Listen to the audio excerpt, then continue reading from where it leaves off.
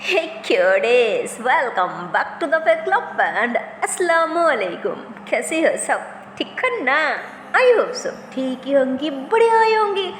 So guys, मैं and दोनों love story के पिछला पार्ट में हम लोगों ने देखा था कि यहाँ पे तो मानो अब दोनों के घर पे उसके पापा के साथ साथ अब उसकी मम्मा भी इन दोनों को मान चुकी थी, एक्सेप्ट कर चुकी थी ना इन दोनों के प्यार को।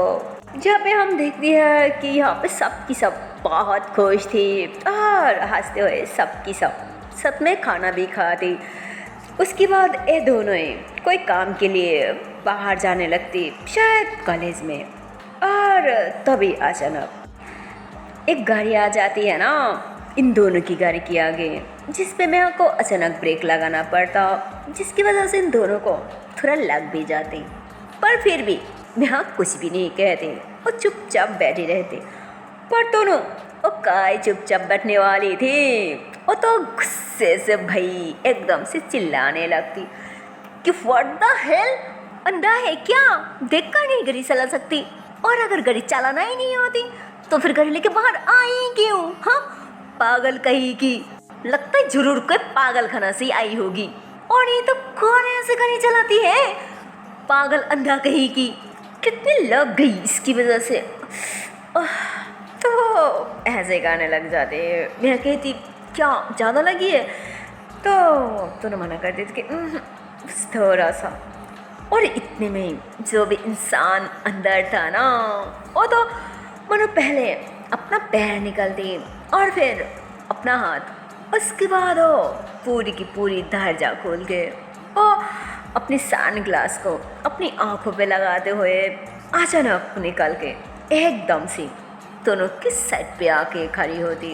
ओह गॉड, क्या बोलूं, वो तो मानो अचानक बहुत ज़्यादा घबरा जाती यार, क्योंकि उसे लगा ही नहीं था कि ये वो हो सकती है।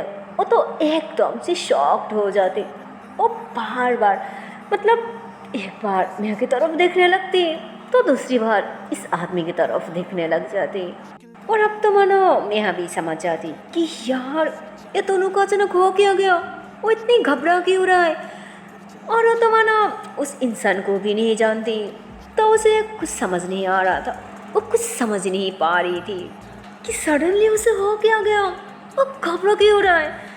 तो वो भी उस शख्स को देखने लग जाती। और इतने में वो जो भी इंसान था ना, वो दोनों की एकदम करीब आके खड़ी होती कि हेलो दोनों, हाउ आर यू? और हाँ, ये सब क्या है? हाँ, ये सब अनकल्स और छोटे लोगों के साथ तुम क्यों घूम रही हो? मुझे बुला ली थी। कम ऑन यार, मुझे क्यों नहीं बुलाया? अगर मुझे बुला लेती तो मैं तुरंत आ जाती है ना। और वैसे भी मैं तुम्हें कब से ढूंढ रही हूँ, पर तुम यहाँ पे, और तुम इसके साथ। यार तुम्हारी चॉइस ऐसा हो सकती है, मैं कभी सोचा भी नहीं था यार। तब भाई साहब वो से बोल दिया ना, तो मैं को तो मानो बहुत ज़्यादा गुस्सा आ जाती, और तो मानो वो आप समझ भी जाती कि ये कौन है। तो गाइस, आप लोग ही बोलिए ना कि ये जो भी इंसान था ये कौन हो सकती है? बोलिए। अरे नहीं पता जी यार, ये नहीं पता कि इंसान कौन हो सकती है। अरे यार वही, और कौन है? हमारी दोनों की पागल सा आशिक, पागल सा प्रेमी, वो आमिर माँ की एकलौती लाडला बेटा रुपेश ही था ना, और कौन हो सकती है? तो मैं तो मानो रुपेश को गुस्से से घूरने लग जाती। और इतने में ही दोनों कहती अच्छा, तो आपको लगता है कि मेरी पसंद या ना पसंद मैं किसी और को पूछ के तय करूँ? हाँ, आपको यही लगा था, बट मैं ऐसे नहीं हूँ, यही मेरी पसंद है। इसको किसी और पसंद करे या ना करे उससे मुझे कोई फ़र्क नहीं पड़ता, और नहीं कभी पड़ेगी, समझी अब? और हाँ, अब मुझे क्यों ढूंढ रही थी? मैंने कहा था क्या कि आप मुझे ढूंढो? नहीं ना, तो फिर मुझे क्यों ढूंढ रही थी? देखिए, जो हो गया सो हो गया, आइंदा से मुझे ढूंढने की कोई ज़रूरत नहीं, सो इसकी कोशिश भी मत करना। और हाँ, क्या कह रही थी? अनकल्चर, अनपढ़ गंवार। ये नहीं कोई अनकल्चर है और नहीं अनपढ़ गंवार स्टूपिड है। ये मेरी प्यार है, मेरी मोहब्बत है और इसके नाम है मेहा। समझी आप? क्या? मेहा। हाँ तो क्या बोलो यार, तो उनकी बात सुन के तो मानो रूपेश को बहुत ज़्यादा गुस्सा आ जाती यार। क्या बोलो, मानो बहुत ज़्यादा गुस्सा, पर वो अपने आप को कंट्रोल कर लेती और ऐसे ही हंसने लग जाती। मतलब वो इधर उधर देखने लग जाती और अपने बालों को मानो गुस्से से खींचने लग जाती, पर वो फिर भी ऐसे ही हंस रही थी ना कि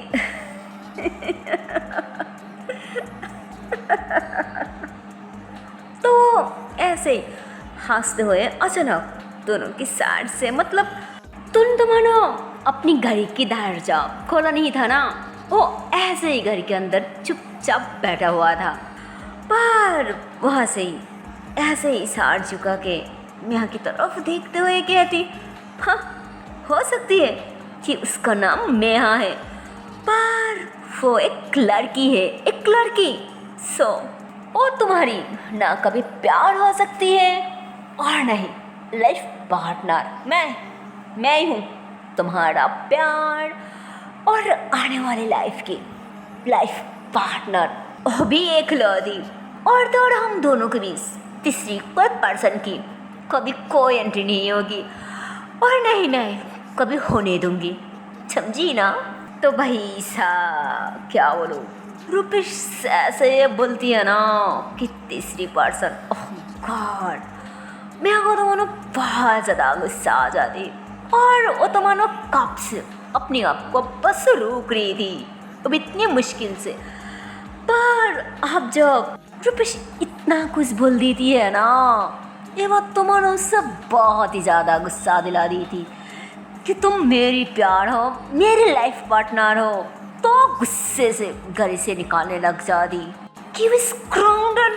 तो ऐसे बोल के ऐसे ही गुस्से से बाहर आने लगती है ना, तो इतने में ही दोनों से एकदम से रुक लेती कि क्वाइट, अरे क्या करी हो? पता है एक साइको है, साइको, और सिर्फ साइको नहीं पूरी की पूरी पागल है, पागल। और मुझे नहीं लगता कि कोई भी पागल कभी इंसान की बात समझ सकती है, ये भी हमारी बात कभी नहीं समझेगी। सो चलो यहाँ से, उससे बात करना फजूल है, बेकार है, फजूल में टाइम वेस्ट होगी। चलो यहाँ से। तो दोनों जब ऐसे बोलती है ना, तो मेहा भी मान जाती कि ठीक है। तो फिर मेहा गाड़ी स्टार्ट कर दे और उसके बाद ये दोनों की दोनों वहाँ से चले जाती। और क्या बोलो यार, और लोग चाहते तो मानो रूपेश पागलों की तरह चिल्लाने लग जाती, हंसने लग जाती कि पागल, मैं पागल, हाँ सच कहा, मैं पागल, मैं तुम्हारे लिए पागल, तुम्हारी प्यार के लिए पागल, मैं पागल, मैं पागल। तो क्या बोलूँ यार, वो तो मानो ऐसे बोलते बहुत ज़्यादा रोती, बहुत ज़्यादा हंसती, मानो वो पूरी तरह से पागल हो गई है। उसके बाद वो वैसे ही मुस्कुराती और तो उनकी गाड़ी को जाते हुए देखती। उसके बाद वो ऐसे ही फिर से अपनी आंखों पे ग्लास लगाती। उसके बाद वो भी घर आ जाती और वो घर आने के बाद जैसे ही ऊपर की तरफ जाने लगती है ना, तो इतने में ही वहाँ पे सुबह पे उसकी मम्मा वह शायद न्यूज़ वगैरह पढ़ रही थी। तो उन्होंने कहती, अरे रूपेश बेटा कहाँ गई थी, क्या हुआ ऐसे फेस क्यों उतरा हुआ, क्या हुआ बेटा, बोल क्या हुआ, कहीं तू तू तू रो रही थी क्या, कि क्या हुआ बेटा, बोल मुझे क्या हुआ। तो वो कुछ नहीं कहती, वो ऐसे ही बस दूसरी तरफ घूम के कहते, नहीं नहीं मम्मा, हम गॉड। तो ऐसे बोल के सीधा अपने रूम में चले जाते और वो अपने रूम के आने के बाद तो मानो वो पागल की तरह रोने लग जाती। यार क्या बोलूँ, वो इस तरह से रो रही थी। और तो और उसके रूम, ओह गॉड क्या बोलूँ, मानो उसकी पूरी रूम हर तरफ सिर्फ दोनों ही दोनों थी। मतलब उसकी पूरी रूम में दोनों की फ़ोटो से भरा हुआ था। मानो हर जगह पे, हर दीवार पे, अलमारी की बाहर, अंदर, और यहाँ तक कि अपने वॉशरूम के अंदर भी उसकी फ़ोटो लगा हुआ था। हर जगह पे, उसके बेड की साइड पे, रूम के अंदर मिरर की साइड पे, वॉशरूम के अंदर मिरर पे। मतलब क्या बोलो, मान लो दोनों की फ़ोटो उसके घर के अंदर, उसके रूम में हर जगह पे चिपका हुआ था। उस इस तरफ ही ऐसे ही दिखने लग जाती है ना, उस तरफ ही मानो उसकी तरफ देख रही थी दोनों। मानो वो इस तरह से फ़ोटो सेट किया था। और वो तो मानो रूम के अंदर आते ही एकदम से बेड पे लेट जाते और पागलों की तरह रोते हुए वो हर तरफ बस दोनों की फ़ोटो ही देख रही थी। वो पागलों की तरह रो रही थी। और ऐसे ही रोते हुए एक प्यारी सी, मतलब मानो क्यूट सी फ़ोटो के करीब जाके दोनों की फेस पे हाथ रख दी और फिर कहती, हाँ तुमने सही कहा, तुम बिल्कुल सही कहा, मैं सच में पागल हूँ, मैं सच में पागल हूँ। और तो और वो पागल तुमने ही मुझे, क्या मेरी जान, तुमने मुझे प्यार सिखाया, तुमने मुझे आई लव यू बोला, और अब मुझे छोड़ देना चाहती हो। मैं तुम्हें प्यार करती हूँ, मैं तुम्हें बहुत ज़्यादा प्यार करती हूँ दोनों। तुम बिल्कुल सही कहा दोनों, बिल्कुल सही कहा। मैं पागल हो चुकी हूँ तुम्हारे लिए, तुम्हारे प्यार के लिए। तुम सिर्फ मेरी हो, सिर्फ मेरी। तो रुपेश ऐसे बोल के रोते हुए, चिल्लाते हुए वो दोनों की दूसरी फ़ोटो पे जाती। वहाँ जाके दोनों की फ़ोटो पे किस करती और फिर उसकी पूरी फ़ोटो पे अपने हाथों से ठसकाने लग जाती कि तुम मेरी प्यार हो, तुम सिर्फ मेरी मोहब्बत हो, तुम मेरी जान हो, तुम मेरी जान। तो रुपेश ऐसे बोल के वो अपने बेड पे जाके लेट जाती और उसके बेड पे साइड पे जो फ़ोटो लगा हुआ था ना, वहाँ पे जाके उस फ़ोटो पे टच करती और फिर कहती, तुम इस दुनिया में आई हो सिर्फ मेरे लिए, सिर्फ मेरे लिए, तुम सिर्फ मेरी हो, सिर्फ मेरी। मैं तुम्हें और किसी की नहीं होने दूंगी, किसी की नहीं, मेरे अलावा तुम किसी की नहीं हो सकती, किसी की नहीं। मैं ऐसा कभी होने भी नहीं दूंगी। तुम सिर्फ मेरी हो दोनों, तुम सिर्फ मेरी हो, सिर्फ मेरी। मैं तुम्हें किसी की नहीं होने दूंगी, किसी की नहीं। तो क्या बोलूं यार, रूपेश तो मानो ऐसे बोल के एकदम से पागल हो जाती और गुस्से से अपने हाथ पर एकदम से सोने लग जाती। और इतने में ही उसकी माँ चिल्लाते हुए भागते हुए आती और अपने बेटे को पकड़ लेती कि बेटा बेटा क्या हुआ तुझे, तू इस तरह क्यों पागल हो रही है, क्यों रो रही है, चिल्ला रही है, हाँ क्या हुआ बेटा, बता मुझे। तो ऐसे बोल के उन्होंने अपनी बेटी के पास ही बैठ जाती, अपनी बेटी की सार को ऐसे अपने हाथों से सहलाने लग जाती कि बेटा चुप हो जा, शांत हो जा, क्या हुआ, बात क्या है, हाँ तू क्यों इस तरह चिल्ला रही है, हाँ। तो इतने में ही रूपेश रोते हुए अपनी माँ की हाथ पकड़ लेती कि मम्मा दोनों मेरे अलावा किसी की नहीं हो सकती। मम्मा मैं उससे प्यार करती हूँ, मैं उससे बहुत ज़्यादा प्यार करती हूँ, बहुत ज़्यादा।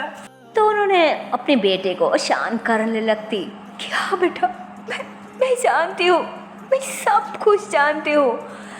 तो उसके बाद रूपेश रोते हुए अपनी माँ की गोदी में ऐसे ही सार रखते हुए कहती, जिस दिन से मुझे पता चला कि उसी के साथ बचपन में मेरी शादी तय हुआ है और मेरी होने वाली पत्नी है, तब से मैं सिर्फ उसे ही प्यार किया और तुम तो सब कुछ जानती हो ना मम्मा।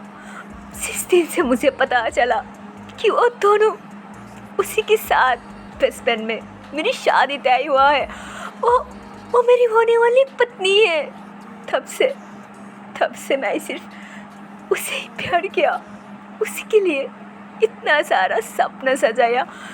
मैं दिल में उसके लिए एक प्यारा सा मकान सजा लिया माँ। मैं उसे प्यार करती हूँ, मैं उसके अलावा जी नहीं सकती मम्मा, मैं उसके अलावा जी नहीं सकती। मैं उसे अपनी जान से ज़्यादा प्यार करती हूँ मम्मा, अपनी जान से ज़्यादा।